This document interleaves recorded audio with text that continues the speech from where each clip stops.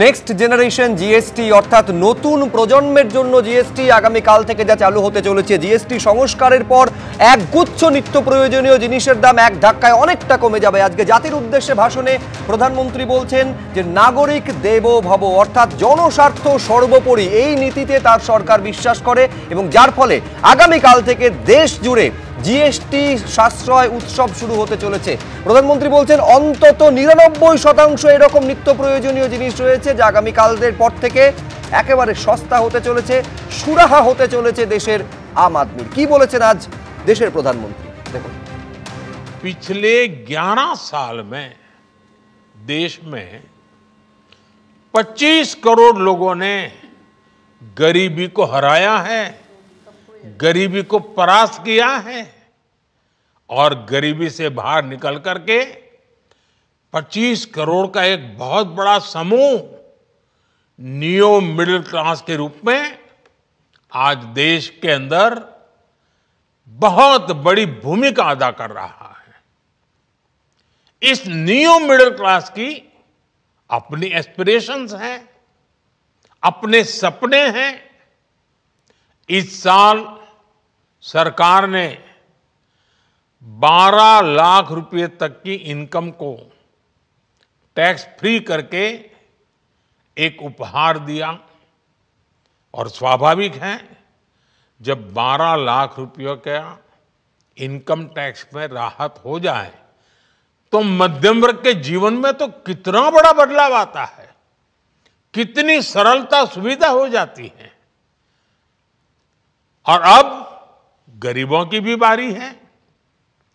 GST कम होने से अब देश के नागरिकों के लिए अपने सपने पूरे करना और आसान होगा।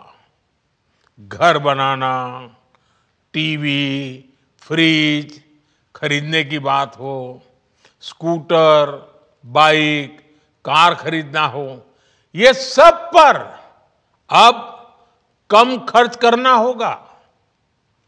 आपके लिए घूमना फिरना भी सस्ता हो जाएगा क्योंकि ज्यादातर होटल्स के कमरों पर भी जीएसटी कम कर दिया गया है। দেখুন, উৎসবের মরশুমে এর থেকে ভালো খবর কি হতে পারে। প্রধানমন্ত্রী বলছেন ডাবল বোনান্সা, একদিকে 12 লাখ টাকা পর্যন্ত আয় হচ্ছে করমুক্ত, অন্যদিকে যেটা 12% ছিল সেটারও এরকম 99% নিত্য প্রয়োজনীয় জিনিস যার জিএসটি 5% যা ছিল একেবারে জিএসটি মকুব করে দেওয়া হচ্ছে। আমার স্থির বিশ্বাস মণিশঙ্কর চট্টোপাধ্যায়ও স্বাগত জানাবেন। না, আমি এই যে সরকারগুলো চলে, যারা অভিরূপবাবু বললো এবং যারা অনির্বাণরা আছে ভালো বলবেন, যে সরকারগুলো চলে, রাজ্য সরকার হোক আর কেন্দ্রীয় সরকার হোক, কোনো না কোনো ট্যাক্সটা তাদের কাছে মুখ্য মানে ইনকাম সোর্সেস, সেটা সেই জায়গার থেকে জিএসটিটা কমেছে, সেটা সবাই স্বাগত জানাচ্ছে। আমি জানি যে ভারতবর্ষের একটা মেজর পপুলেশন আছে যাদের জিএসটি কমা বাড়ার সঙ্গে তাদের কোনো রিলেশনই নেই। মানে ধরুন কেউ গাড়ি কিনলো বা টিভি কিনলো বা ফ্রিজ কিনলো, এগুলো তাদের কল্পনা তো আসলে এরকম আছে, কিন্তু ইনডাইরেক্টলি তারাও কোনো না কোনোভাবে রিলেটেড, কিন্তু তারা সেভাবে রিলেটেড নয়। আমি জানতে চাই বা দেখতে চাই যে কিভাবে কোন পার্সেন্টেজে কি হলো সেটা নিয়েও আমার মাথা ব্যথা নেই। আলটিমেট যে দামে কিনতাম জিনিসটা সেই দামের থেকে কতটা কাল থেকে কম হলো। কারণ কেন বলছি, আমি দেখছি যে রাজ্য সরকারগুলোর কথা বলছি, যে মমতা ব্যানার্জিও বলল 99% নিত্য প্রয়োজনীয় জিনিসের দাম যদি এক ধাক্কায় অনেকটা কমে যায়, সমাজের সব স্তরের মানুষ তার সুফল পাবে। একটা কথা বললো মমতা ব্যানার্জি, একটা যেমন কথা বলে যে প্রিমিয়ামটা যদি বাড়িয়ে দেয়, আমি বলছি আজকে দেখুন আপনি খোঁজ রাখবেন, এই পশ্চিমবঙ্গ সরকারের আমি বলছি যে এই গভর্নমেন্টেই বলছি 7 দিন আগে যে জমিটার 20 লাখ টাকা দাম ছিল সেই জমিটা 10 লাখ টাকা করে বেড়ে গেছে, 10 লাখ টাকা করে। তার মানে কি, আমি যদি কেন্দ্রীয় সরকারের কথা মতোই যদি আমি দেখি যে রেজিস্ট্রেশনের পার্সেন্টেজটা 6% থেকে 4% নামালাম, 4%, কিন্তু সেই দামটা যদি আমি তার থেকে অনেক গুণ বাড়িয়ে দিই, তাহলে আলটিমেটলি যিনি জমি কিনছেন তার কতটা সুরাহা হচ্ছে। এই জায়গা থেকে আমার যদি মনে হয় রাজ্য সরকারগুলো যদি ক্ষতির আশঙ্কা করে, সেগুলো যেগুলো জিএসটির মধ্যে পড়ে না, সেই জায়গা ধরার চেষ্টা করছেন মণিশঙ্কর চট্টোপাধ্যায়। কিন্তু হ্যাঁ, বড় শতাংশ, বড় একটা বৃত্তের মানুষ তারা এর থেকে সুবিধা পাবে, এ নিয়ে কোনো সংশয় নেই। কিন্তু আজকে যে জিএসটির ঘোষণা, জিএসটির নেক্সট জেন জিএসটি এবং সুফলের কথা প্রধানমন্ত্রী বলছেন, কিয়াদি আপনিও শুনলেন, সেটা হচ্ছে বড় কৃতিত্ব হচ্ছে রাজ্য সরকারের মুখ্যমন্ত্রী মমতা বন্দ্যোপাধ্যায় সরাসরি বলছিল। দেখুন, সবার আগে আমি বলতে চাই ধন্যবাদ দিতে চাই কেন্দ্রীয় সরকারকে, মাননীয় প্রধানমন্ত্রীকে এই নেক্সট জেন জিএসটি লাগু করার বিষয়ে তারা যে ভূমিকা নিয়েছেন বা তারা যে সিদ্ধান্ত নিয়েছেন। দেশের, পশ্চিমবঙ্গ তো বটেই, দেশের অগণিত মানুষ সুবিধা তারা পাবেন। এবার আপনি আসছেন কৃতিত্বের ব্যাপারে। শুভ্রজিৎ বারে বারে এক প্রশ্ন করে কেন বিব্রত করেন আমাকে? মমতা বন্দ্যোপাধ্যায়ের জন্যই দিন রাত হয়, তার জন্যই সূর্য ওঠে, তার জন্যই চন্দ্র ওঠে। তো তিনি যে এই সামান্য জিএসটির জন্য কৃতিত্ব দাবি করবেন, আপনি কেন অবাক হচ্ছেন? আমার খালি অবাক লাগছে মমতা বন্দ্যোপাধ্যায় তিনি দাঁড়িয়ে আজকে দুর্গাপুজোর মণ্ডপে মহালয়ার দিনে তিনি দাঁড়িয়ে বললেন কি উনি রেশন দেন। ওনার একবারও মনে হলো না প্রধানমন্ত্রী গরিব কল্যাণ অন্ন যোজনায় পশ্চিমবঙ্গের 6 কোটি মানুষ তারা উপকৃত হচ্ছেন। এবং আমি দুটো বিষয় মুখ্যমন্ত্রী বলেছেন, এক হচ্ছে আর্থিক বঞ্চনার কথা, আর দ্বিতীয় হচ্ছে আমাদের যে জিএসটি টাকা কেটে কেন্দ্র তার প্রচার করছে। একদম শুভ্রজিৎ, গেরোটা বা ব্যথাটা কোথায় জানেন তো? যেটা মাননীয় প্রধানমন্ত্রী বলেছেন উৎপাদন করুন। আমাদের এখানে কি উৎপাদন হচ্ছে? চপ, ঘুগনি, চা, কচুরি, কাশফুলের বালিশ, এইগুলো দিয়ে উৎপাদন করে তার যাই হোক এই রাজ্যের তো কল্যাণ হবে না। আর কি উৎপাদন হচ্ছে? দুর্নীতি। সেটা যে কোনো জায়গায় বলুন, কয়লা বলুন, গরু বলুন, বালি বলুন, সোনা বলুন, রাস্তা বলুন, উনি বলছেন যে সব বন্ধ। আর ইউটিলাইজেশন সার্টিফিকেট না দিলে বন্ধ তো হবেই। এই কথাটা বলে লাভ নেই। কি পশ্চিমবঙ্গে যে চিন্তা করুন, উনি বলছেন কি সম্ভাবনার কথা চিন্তা করছেন যে প্রিমিয়াম বাড়িয়ে দেবে। আগে ছিল হেলথ ইন্স্যুরেন্স 18%, সেখানে 0 হয়ে গেছে।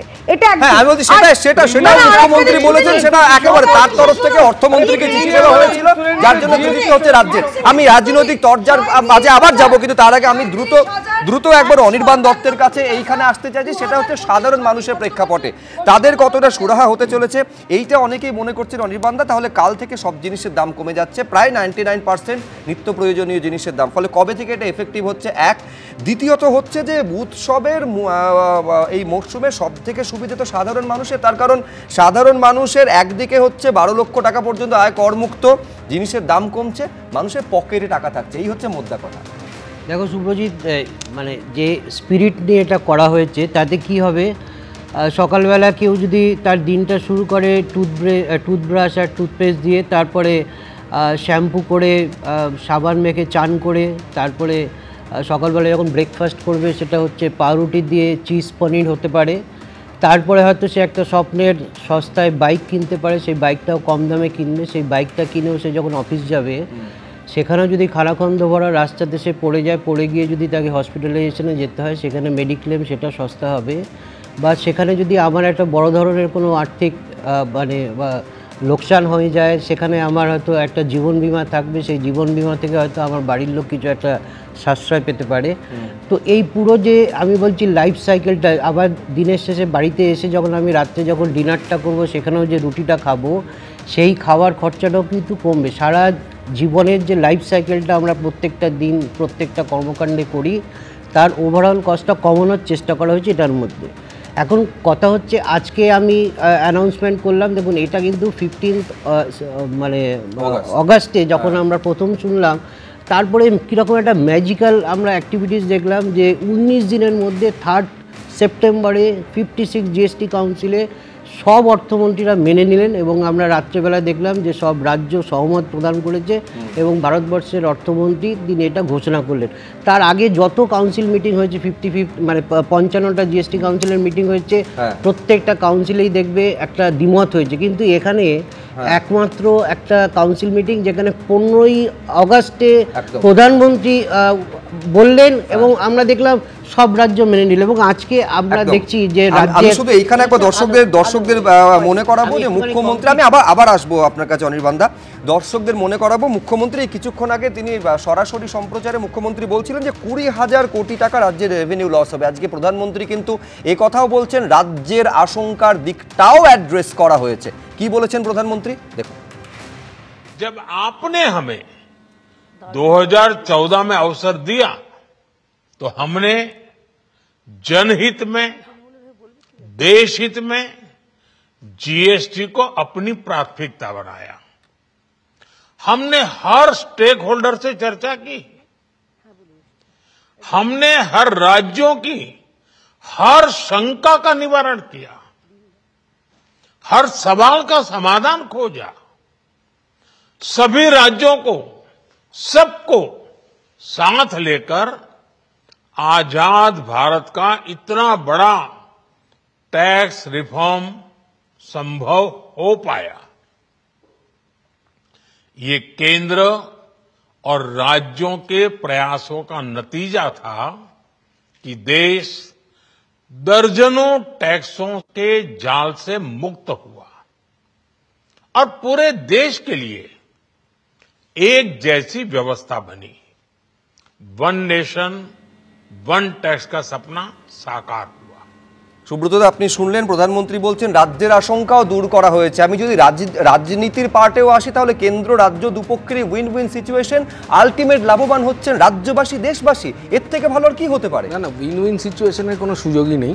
তার কারণ স্টেট এক্সচেকারে টাকা আসে ইনডাইরেক্ট ট্যাক্স থেকে, সেন্ট্রাল গভর্নমেন্টের এক্সচেকারে টাকা যায় হচ্ছে পিএসইউ থেকে, ইনডাইরেক্ট ট্যাক্স থেকে, ডাইরেক্ট ট্যাক্স থেকে। ফলে উইন উইন সিচুয়েশনের কোনো ব্যাপারই না। 2 নম্বর কথা হচ্ছে এই যে দেখুন, এটা খুবই গুরুত্বপূর্ণ হয়েছে যে হেলথ ইন্স্যুরেন্সের যে জিএসটিটা কমে গেছে, খুব ভালো হয়েছে।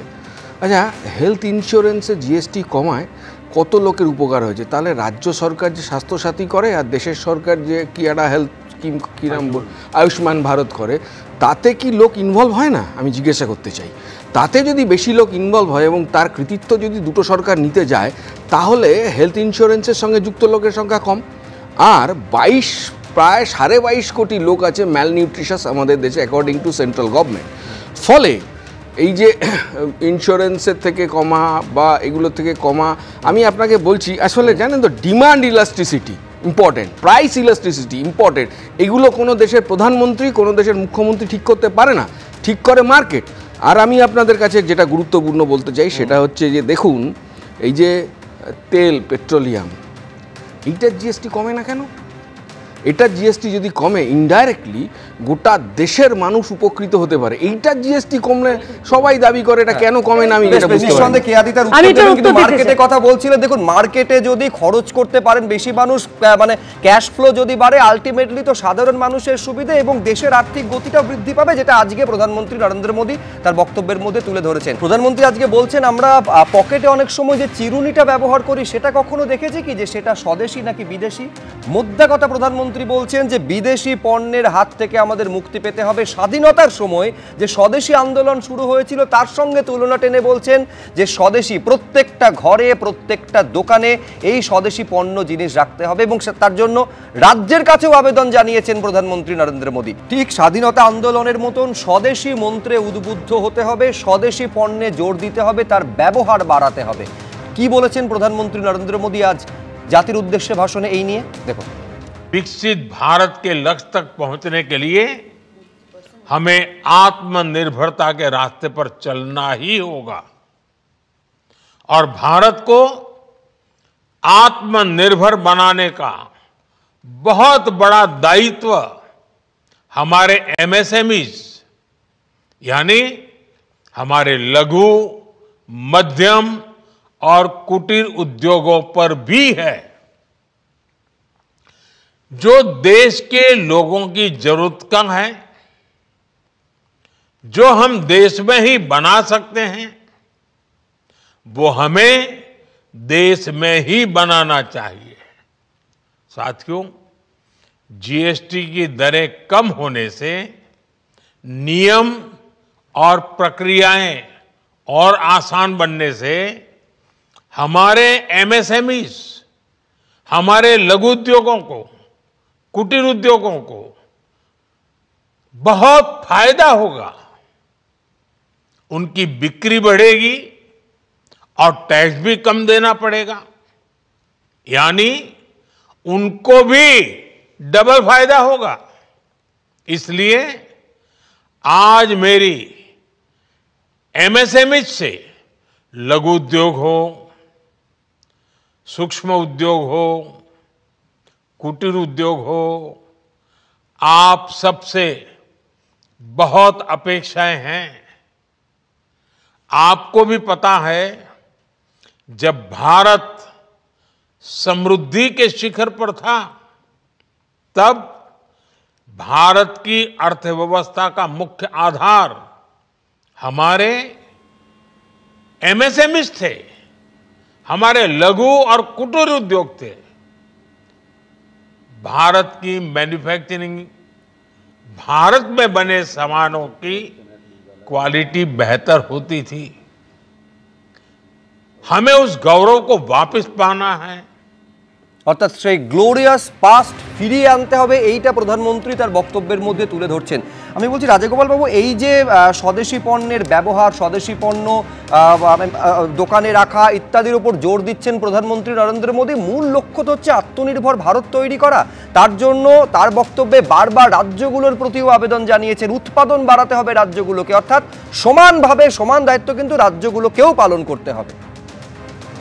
হ্যাঁ, দেখুন যে কথা প্রধানমন্ত্রী আজকে বললেন, সেই ইনকাম ট্যাক্স, সেটা তো বাজেটেই ঘোষণা হয়েছে কতটা ইনকাম ট্যাক্স কমবে, এবং জিএসটি কাউন্সিলে 3-4 সেপ্টেম্বরের মিটিং আমরা জেনে গেছিলাম বাই জিএসটিও পৌঁছে। আজকে তো নতুন অ্যানাউন্সমেন্ট অনেকদিন আগেই হয়ে গেছে। তবে আজকে প্রধানমন্ত্রী এই ঘোষণাটা কেন করলেন, এই জাতির উদ্দেশ্যে বক্তৃতাটা কেন দিলেন? পরিষ্কার ব্যাপার দেখা যাচ্ছে যে ট্রাম্পের যে ধরনের নিয়ম কানুন আসছে, যে ধরনের ট্যারিফ বসছে এবং এইচআইভি ভিসার উপর যে ধরনের নিয়ন্ত্রণ এসেছে, ভারতের অর্থনীতির উপর বিরাট চাপ, এবং সেই চাপটাকে মানে অতিক্রান্ত করতে গেলে, চ্যালেঞ্জ হিসেবে নিতে গেলে, দেশের যে বিরাট বাজার আছে, 145 কোটির দেশ, মানে একটা কনজারভেটিভ এস্টিমেট বলছে প্রায় এর মধ্যে 30% 43 কোটি নাকি মিডল ক্লাস, তারা অনেক কিছু কিনতে পারে। প্রধানমন্ত্রী সেই দিকটায় জোর দিচ্ছেন, যদিও মিডল ক্লাসের ডেফিনেশন নিয়ে নানান জায়গায় নানান ধরনের মতবিরোধ আছে। আর প্রধানমন্ত্রী আজকে যেটা চাইলেন যে আমরা আমাদের সেই পুরনো রেভলিউশন, যে আমাদের যে ভারতবর্ষকে বলা হতো যে ওয়ার্কশপ অফ দ্য ওয়ার্ল্ড, সেই জায়গায় যদি আমরা ফিরিয়ে নিয়ে যেতে পারি, আমাদের কাজকর্ম, আমাদের মানে ইন্ডাস্ট্রির গুণ সারা বিশ্বে দিক, আজকে যদি আমরা সে ধরনের জিনিসপত্র তৈরি করতে পারি, আমেরিকার বাজার আমাদের ওয়েট করতে হবে না, আমাদের দেশের বাজারটাই আমরা দখল করতে পারবো। উনি পরিষ্কার বলছেন যে যে ট্যাক্স কমছে, মানে দাম কমছে, এবং একই সঙ্গে ইনকাম ট্যাক্সও কমছে। সুতরাং তোমাদের কাছে টাকা আছে, তোমরা এখন দেশের জিনিসপত্র কেনে, এবং উনি সরকারি এমএসএমই কে বলছেন যে তোমরা ভালো করে জিনিস দেবে। এবং খেয়াল রাখতে হবে যে রাজ্যগুলো যে দুশ্চিন্তা খুব একটা কারণ নেই, কেননা যত ট্যাক্স কমলে যদি জিনিসের দাম কমে, চাহিদা বাড়ে, সবাই জানে, এবং বাড়ার সম্ভাবনা আছে। এই যে একটা চাহিদা ভীষণভাবে বাড়ার সম্ভাবনা, কেননা আমেরিকাকে চ্যালেঞ্জ জানানো হচ্ছে ভারতের পক্ষে। তো দেশের জিনিস কিনতে হবে, দেশের জিনিস যদি একটা স্বদেশীর প্রতি চেতনা তৈরি হয়, তাহলে দেশের ডিমান্ডে, দেশের তৈরি জিনিস যদি চাহিদা বাড়ে, তাহলে কি হবে, রেভিনিউ বাড়বে। রাজ্যগুলো তো ভয়ের কিছু নেই, রাজ্যগুলো সত্যি কথা 50% যেটা কালেকশন হয় রাজ্যগুলোকে দিতে হয়, তাদের কালেকশন কমবে। আবার কিন্তু আর যে জিনিসটা আছে সেন্ট্রাল জিএসটি এর উপরে 41% কিন্তু দিতে হয় রাজ্যগুলো। সুতরাং রাজ্যগুলো এই যে আমি কিছু পাবো না, এই ভয় তো কিছু নেই। রাজ্যগুলো তো রয়েছে, মানুষ আমি কেন এক্সিস্ট করি, আমি এক্সিস্ট করি মানুষের সুবিধা দেবো, মানুষ কম দামে জিনিস পাবে, এ তো মানুষের আনন্দ। রাজ্যের মানুষ যদি পায়, রাজ্য সরকারও তো আনন্দ। এবং জিএসটি কাউন্সিলে সবাই যে একসঙ্গে মিলে বলেছে, অর্থাৎ তারা সবাই চায় মানুষের আনন্দ হোক। আমার 2-4টে প্রকল্প কিভাবে ক্ষতিগ্রস্ত হবে সেটা তার ভাবনা চিন্তা করতে হবে। যদি অর্থনৈতিক উন্নয়ন ঘটে, ট্যাক্স কিন্তু ক্রমশ বাড়তে, সেই জায়গায় কিন্তু জোর দেওয়া প্রয়োজন। দেশ আগে, আমেরিকার চ্যালেঞ্জ যেটা এসছে, সেটাকে আমরা একেবারে কড়া ভাষায় জবাব দেবো, একেবারে দেশ আগে এবং নাগরিক স্বার্থ আগে, এইটা প্রধানমন্ত্রীর বক্তব্যে বারে বারে ফিরে এসেছে। ফলে নাগরিক স্বার্থকে একেবারে অগ্রাধিকারের তালিকায় রেখে ঠিক কিভাবে তাদের সুরাহার জন্য আগামীকাল থেকে এই জিএসটির সংশোধিত জিএসটি কর কাঠামো চালু হতে চলেছে, যাকে জিএসটি সাশ্রয় উৎসব প্রধানমন্ত্রী বলছেন। কি বললেন প্রধানমন্ত্রী, পাল্টা মুখ্যমন্ত্রী কি বললেন, পরপর দেখুন। नवरात्रि के प्रथम दिवस 22 सितंबर को सूर्योदय के साथ ही नेक्स्ट जनरेशन जीएसटी रिफॉर्म्स लागू हो जाएंगे। एक तरह से कल से देश में जीएसटी बचत उत्सव शुरू होने जा रहा है। इस जीएसटी बचत उत्सव में आपकी बचत बढ़ेगी और आप अपनी पसंद की चीजों को और ज्यादा आसानी से खरीद पाएंगे। हमारे देश के गरीब, मध्यम वर्गीय लोग, न्यू मिडिल क्लास, युवा, किसान, महिलाएं, दुकानदार, व्यापारी, उद्यमी, सभी को ये बचत उत्सव का बहुत फायदा होगा। यानी त्योहारों के इस मौसम में सबका मुंह मीठा होगा। देश के हर परिवार की खुशियां बढ़ेगी। ये रिफॉर्म भारत की ग्रोथ स्टोरी को एक्सेलरेट करेंगे, कारोबार को और आसान बनाएंगे, निवेश को और आकर्षक बनाएंगे और हर राज्य को विकास की दौड़ में बराबरी का साथी बनाएंगे। জিএসটি নিয়ে আজকে কেউ কেউ বড় বড় ভাষণ দিচ্ছে, আমি একটা কথাই বলি, এই যে ইন্স্যুরেন্সের থেকে টাকা এই জিএসটি কমানো না থাকা, এটা ফার্স্ট চিঠি আমি লিখি এবং বিভিন্ন সাধারণ ডাক থেকে শুরু করে বিভিন্ন জিনিসের উপরে জিরেতে ট্যাক্স, হিরেতে মুক্ত, হিরেতে ট্যাক্স নেই, জিরেতে ট্যাক্স। মানুষের খুব কষ্ট হচ্ছিল, কিন্তু এর জন্য ক্রেডিট কার্ড জানেন যারা ভাষণ দিচ্ছে তাদের নয়, ক্রেডিট হচ্ছে রাজ্যের, আর জিএসটির ক্রেডিট রাজ্যের। আমার রাজ্যের মানুষ যে বেনিফিট পাবে তার জন্য 20,000 কোটি টাকা আমাদের রেভিনিউ লস হচ্ছে। এটা স্টেটের জিএসটি, সেন্ট্রালের নয়। মানুষের ভালো হলে আমি খুশি হই, এটা তো আমারই প্রথম দাবি ছিল, আমি খুশি। কৃতিত্ব রাজ্যের কেয়াদি একেবারে প্রথম চিঠিটা লিখেছিলেন কেন্দ্রীয় অর্থমন্ত্রীকে মমতা বন্দ্যোপাধ্যায়, সে কারণে আজকে স্বাস্থ্য বিমা, জীবন বিমায় জিএসটি শূন্য।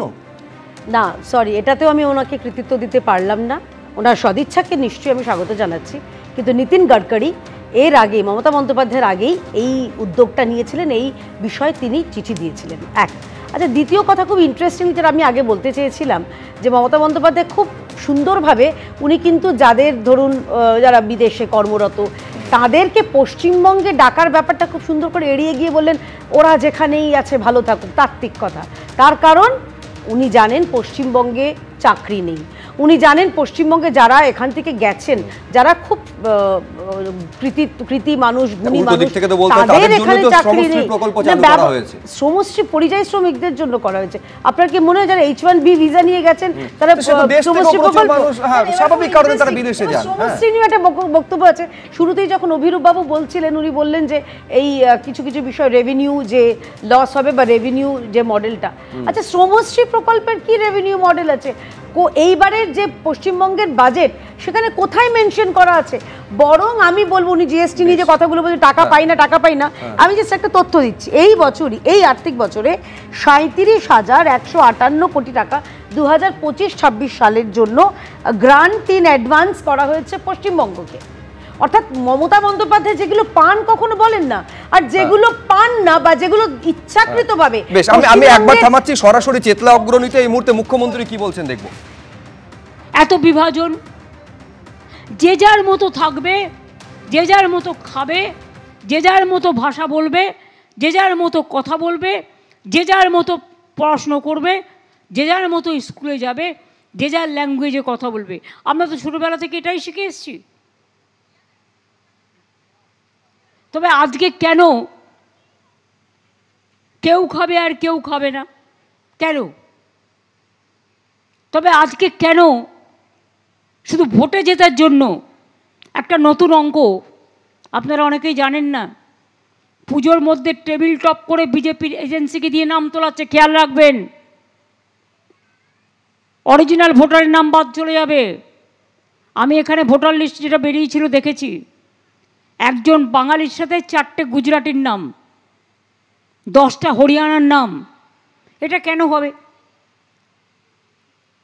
আমার এখানে সবভাষী লোকের, মারোয়ারিদের যারা এখানে থাকে তারা এখানকার নাগরিক, গুজরাটি যারা থাকে এখানকার নাগরিক, বিহারি যারা থাকে এখানকার নাগরিক, ইউপির যারা থাকে তারা এখানকার নাগরিক, তো কি বাঙালিদের বাদ দিয়ে? তো মজার কথা দেখছি আমি, এটা কি মজা হচ্ছে নাকি? যে বাংলা দেখলেই আগুনে ছটপট,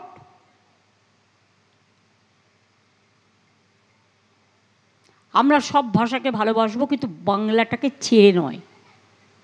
কারণ আমি জন্ম থেকে শিখেছি মা বলতে, কেউ মাকে মা বলে, কেউ মাদার বলে, কেউ আম্মা বলে, কিন্তু এটা কমন ল্যাঙ্গুয়েজ, এটা আমাদের মাথায় রাখতে হবে। এবং আমরা চাই পাড়া প্রতিবেশী সবাই, সব ধর্ম, সব বর্ণ, সব সম্প্রদায়, সব রাজ্যের অধিবাসী যারা এখানে থাকে তারাও সকলে কাজ করে। আমার পরিযায়ী শ্রমিকরা যদি কাজ করতে যায়, তুমি মেরে তাড়াচ্ছ, খুন করছো। আমাদের কত গেছে বাইরে? 22 লাখ ডেকে নিয়ে গেছে, কারণ তাদের ট্যালেন্ট আছে বলে। কিন্তু আমার যে বাইরের রাজ্যের 1.5 কোটি শ্রমিক এখানে কাজ করে, সেটা কি কেউ জানে না? কোনোদিন তার হিসেব নিয়েছে? আমি তো মনে করি তারাও আমাদের গর্ব। কেউ ঘর তৈরি করে, শুনুন মজাটা কি জানেন তো? একটা বিল্ডিং তৈরি করে ওই শ্রমিকরাই। যখন তৈরি করলো তখন মাসের পর মাস খেটে তৈরি করলো, আর যখন বিল্ডিংটা উদ্বোধন হলো তখন কিন্তু আর ডাক পেল না। এটাই আমাদের সমাজের নিয়ম। তো আমরা কেন ভাববো না যে মানুষটা চাষ করে ধান উৎপাদন করে সে আমাদের ঘরের মেধা? আমি এখানে অনির্বাণ দত্তর কাছে একবার আসবো, তার কারণ এই যে জিএসটির ক্ষেত্রে আত্মনির্ভর ভারতের ওপরে বেশি জোর দিচ্ছেন প্রধানমন্ত্রী নরেন্দ্র মোদী, সেখানে একটা জায়গা কিন্তু উৎপাদনের কথাও অনির্বাণদা বলছেন যে ম্যানুফ্যাকচার কিন্তু রাজ্যগুলোকে এই স্বদেশি পণ্য ব্যবহারের ক্ষেত্রে এবং তৈরির ক্ষেত্রে গুরুত্ব বাড়াতে হবে।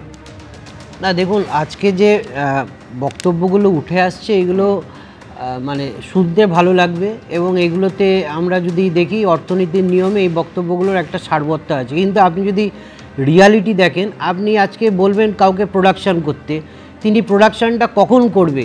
সেই প্রোডাকশানটার জিনিসটা যদি বাজারে বিক্রি না হয় তাহলে তো সেই জিনিসটা প্রোডাকশান করবে না। আজকে আমাদের এই যে আমি যেটা কথাতে আসছিলাম যে 55টা জিএসটি কাউন্সিলের মিটিং হলো, যেখানে ঐক্যমত্য হলো না, হঠাৎ 56তম মিটিংয়ে গিয়ে আগের থেকেই ব্যাকড্রপ সাজিয়ে 56তম মিটিংয়ে সব রাজনৈতিক দল এক হয়ে জিএসটির দাম কমানোর কথা বলে, যেটা কারণ আছে। ভারতবর্ষের বাজারের চাহিদাটাকে স্টিমুলেট করতে হবে। দেখুন, এর কৃতিত্ব মোদী সরকারের না মমতা ব্যানার্জির সরকারের না ট্রাম্পের আমি জানি না, এটা কৃতিত্ব জনগণের, এবং জনগণকে আরও স্টিমুলেট করতে হবে ডিমান্ডটা। এই যে 1 লক্ষ কোটি টাকা সরকারের অলরেডি রাজস্ব ক্ষতি হয়েছিল, যখন 12 লক্ষ টাকা অবধি ইনকাম ট্যাক্সের ছাড় দেওয়া হয়েছিল। উল্টো দিক থেকে তো এটাও তো মুখ্যমন্ত্রীও বলছিলেন যে ট্রাম্প যেহেতু ট্যারিফ বানটা ছেড়েছিল সেই কারণে প্রধানমন্ত্রী কার্যত বাধ্য হয়েছেন এই শুল্কটা নামানোর জন্য। মানে উল্টো দিক থেকে এই যুক্তিগুলো দেওয়া হচ্ছে। আমি একটা কথা বলছি, আত্মনির্ভর ভারত, দেখুন আত্মনির্ভর ভারত হওয়ার কথা কিন্তু ডাক দেওয়া হয়েছিল 2020 সালে, আবার 2047 সালে বিকশিত ভারত। আমরা বসে রয়েছি 2025-এ। আমাদের আজকের দিনে দাঁড়িয়ে শুধুমাত্র স্বদেশি জিনিস আমরা ইউজ করব, বিদেশের জিনিস ইউজ করব না, এইসবগুলো যদি আবার ট্রাম্প চলেন, বা আপনি যদি কয়েকদিন আগে চীনে গিয়ে আপনি এসসিও মিটিং করে এলেন যে চীনের জিনিস আমরা ভারতবর্ষে বিক্রি করব, ভারতবর্ষের জিনিস চীনে বিক্রি করব, ওই এসসিও মিটিংয়ের যে আপনার কার্যমণ্ডলী যা আছে, কার্যপ্রণালী যা আছে, সেটা আজকের দিনে ডিফিট হবে। ভারতবর্ষ উদার অর্থনীতিতে বিশ্বাস করে, আমরা ওরকমভাবে কোনো জিনিস বর্জন করব, আমরা শুধুমাত্র ভারতবর্ষের জিনিস করব, ভারতবর্ষের অর্থনীতি বিকশিত হয়ে যাবে তা না। আমাদের ডিমান্ডটা বাড়াতে হবে। সরকারি প্রচেষ্টাকে আমি বলবো সবাইকে সাধুবাদ জানাতে হবে, এবং সবাই যাতে তার যে কষ্টের টাকা যেটা বেশি খরচা হচ্ছিল সেটাতে যাতে তার সেভিং হয়, সেই সেভিংটা দিয়ে যাতে সে জিনিসপত্র বেশি কেনে, বাজারে যাতে চাহিদাটা বৃদ্ধি হয় এবং সাধারণ মানুষ যাতে কেনাকাটাটা করতে পারে, এইটা হচ্ছে বড় ব্যাপার। একটা বিষয় তো কোনো সংশয় নেই, এই জিএসটি সংস্কারের ফলে সাধারণ মানুষের হাতে বাড়তি কিছু টাকা থাকবে, যার জন্য বাজার অর্থনীতি চাঙ্গা হবে বলে অনেকে মনে করছে। আমি মণিশঙ্কর চট্টোপাধ্যায়ের কাছে আসবো। মণিদা, জিএসটি স্বস্তির কৃতিত্ব কার, তা নিয়ে রাজ্য এবং কেন্দ্রের মধ্যে চাপানো তো চলতে পারে, তা নিয়ে আমার কোনো অসুবিধা নেই, কিন্তু প্রশ্ন হচ্ছে ধরুন জিএসটির এই শেষ কাউন্সিলের মিটিংয়ে মিটিংয়ে যদি রাজ্যের তরফে এই দাবিটা জোরের সঙ্গে করা হতো যে পেট্রোল ডিজেলকেও জিএসটির মধ্যে আনতে হবে এবং সেটা যদি এক্সিকিউট করা যেত, আমি বলছি তাতে তো অনেক বেশি সুবিধা সাধারণ মানুষের, দেশবাসীর হতো। না, আমি এখানে দুটো জিনিস বলবো। যখন প্রথমেই আমি যখন বললাম যে সত্যি সত্যি কেন্দ্র হোক বা রাজ্য হোক, তারা অনেকটা রেভিনিউর উপরে ডিপেন্ড করে রাজ্যটাকে চালানোর জন্য।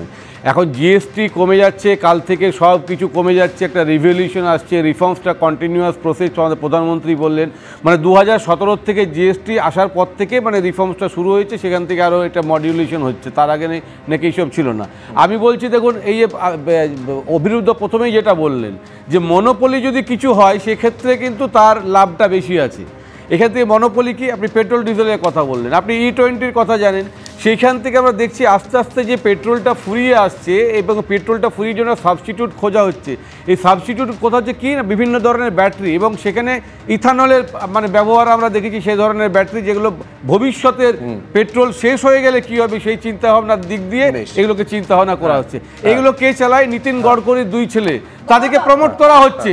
ফলে মনোপলি বিষয়টা যদি চলে তাহলে তাদেরকে সুব্রত দত্ত, দ্রুত দ্রুত দ্রুত সুব্রত দত্ত। দেখুন, আমি আসবো সুব্রত দত্ত। দেখুন, ইনডাইরেক্ট ট্যাক্স যদি কমে সেটা ভালো, এটা নিয়ে কোনো সন্দেহ নেই। লোকের কাছে কিছু টাকা থাকতে পারে, যে টাকাটা মার্কেটে ঘুরতে পারে। আমি একটা কথা বলছি, 2024-25-এর যে বাজেটের প্রজেকশন ছিল প্রাইভেট ইনভেস্টমেন্টের জন্য, তার কি অবস্থা হয়েছিল? 25-26-এ সেইটা অনুযায়ী কি টার্গেট ফিক্স করা হয়েছে বাজেট, নির্মলা সীতারামন যেটা প্লেস করেছে, দেখবেন যে প্রাইভেট ইনভেস্টমেন্ট হচ্ছে না। তার কারণ মার্কেটটা পুয়ার হয়ে গেছে। আসলে এই যে জিএসটি কমবে, এই জিএসটি কমার পর জিনিসের আসলে দাম কমবে কিনা এটা ডিপেন্ড করে প্রডিউসার, যে হচ্ছে কি প্রাইস ফিক্স করবে তার উপরে। সেখানে প্রডিউসার আর কি শেষ অবধি তার উপরে নির্ভর করে যে ওই লাভটা সে খেয়ে যাবে না জনগণ পাবে। এইটার গুরুত্বপূর্ণ ব্যাপার আছে। কিন্তু আমি বলছি রাজাগোপাল বাবু, আমি বলছি একেবারে পেট্রোল ডিজেলের কথাটা জোর দিয়ে বলছি, তার কারণ ক্রুড অয়েলের দাম কমলে তার রিফ্লেকশন বা তার সুবিধে দেশবাসী পেট্রোল ডিজেলের ক্ষেত্রে পান না কেন? সেখানে জিএসটির মধ্যে যদি আনা যেত এতে অনেকটা সুবিধা হতো, এক ধাক্কায় অনেকটা সব দিক দিয়ে লাভবান হতেন দেশবাসী। রাজাগোপাল বাবু, হ্যাঁ দেখুন, জিএসটি বারবারই আমরা ভেবেছিলাম জিএসটি কাউন্সিল এটা আসবে। লোকের ধারণা আছে বুঝি পেট্রোল ডিজেলের উপর ট্যাক্সটা বুঝি কেন্দ্রীয় সরকার পায়। বিভিন্ন স্টাডিজ বলছে, দেখা গেছে যে কেন্দ্র রাজ্য দুশো সরকারের ট্যাক্স কালেকশন মোটামুটি ভাবে সেম, হ্যাঁ একটু এদিক ওদিক আছে, এবং বিরাট টাকা তারা রোজগার করে। তারা বোধহয় এই যে আজকে যে কনসেনসাসটা আমরা দেখলাম 3-4 সেপ্টেম্বর, যে জিএসটি কমিয়ে দিতে হবে কয়েকটা প্রোডাক্ট, এসেন্সিয়াল প্রোডাক্টের ক্ষেত্রে দুটো স্ল্যাব তৈরি হলো, আমাদের খুব ভালো। যদি এটা পেট্রোলিয়াম ডিজেলের ক্ষেত্রে আনতো তাহলে ভালো হতো। কিন্তু এতে কিন্তু বিরাট দুটো জিনিস আছে।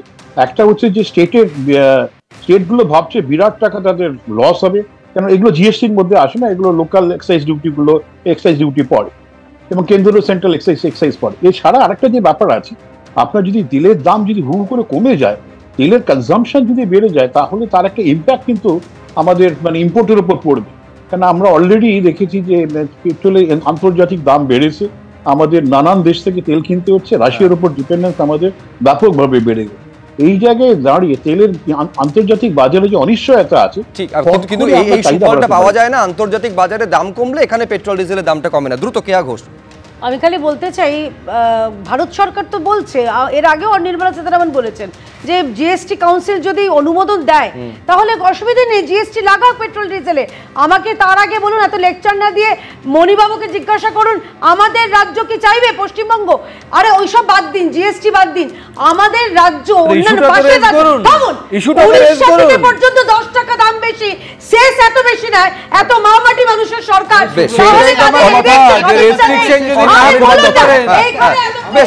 আমি সবাইকে থামালাম। অনির্বাণ দত্ত, সময় শেষ, সবাই বলবেন না একসঙ্গে দয়া করে, আমি সবাইকে থামালাম। অনির্বাণ দত্ত, দ্রুত একটা কথা বলছি, সেটা হচ্ছে জিএসটি ইমপ্লিমেন্টেশন হয়ে যাওয়ার পরে রাজ্যের অর্থনৈতিক স্বাধীনতা কমেছে। এখন দুটো জিনিস আছে, একটা হচ্ছে পেট্রোল ডিজেল, আর একটা হচ্ছে মদ। উৎসবের মরশুম, রাজ্য সরকারের এখানে মদ বিক্রিটা বাড়বে, রাজস্ব বাড়বে। মনিদা এটা নিয়ে খুশি থাকুক যে আগামী দিনে জিএসটিতে যেরকম সাধারণ মানুষের জিনিসের দাম কমছে, কাল থেকে উৎসবের মরশুমে যে জিএসটি মদের এখান থেকে এই চাপানুতরের মাঝে আগামীকাল থেকে নেক্সট জেন জিএসটি কার্যকর হতে চলেছে। দেশবাসী, রাজ্যবাসীর কাছে নিঃসন্দেহে সুখবর, বিশেষ করে উৎসবের একটা আবহে।